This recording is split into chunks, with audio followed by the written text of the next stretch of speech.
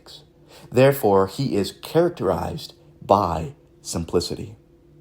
God's simplicity shows us that his laws are based on the absolute righteousness of God himself. Psalms 119, 137-38.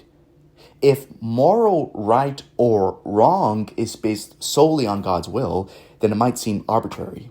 On the other hand, if righteousness stands ultimately upon some objective standard, then it might seem that this standard binds and compels God. Divine simplicity resolves this problem by showing that God's unchanging moral nature is the foundation of all moral obligations. Furthermore, God is not bound by a standard outside of himself, but simply acts consistently with himself. God is righteousness. God's simplicity commends biblical balance in adoring his attributes.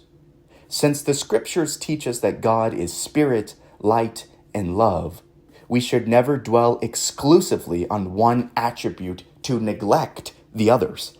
Both theology and doxology should reflect the full spectrum of divine perfections.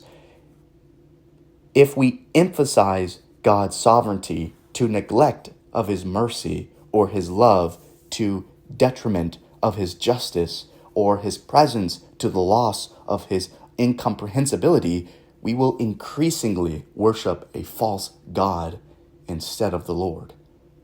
The simplicity of God shines most brightly at the cross of Christ. There, at the climax of his redemptive work, Christ glorified not one, but all the attributes of God. We might tend to think of God's attributes as being at odds with one another as a consequence of man's sin. Justice quarreling with mercy, majesty opposed to love, divine happiness infringed by compassion for the lost, power contrary to gentleness, and God's infinity and eternity making the carnal impossible. However, in Christ crucified, we see the whole glory of God resplendent in perfect harmony.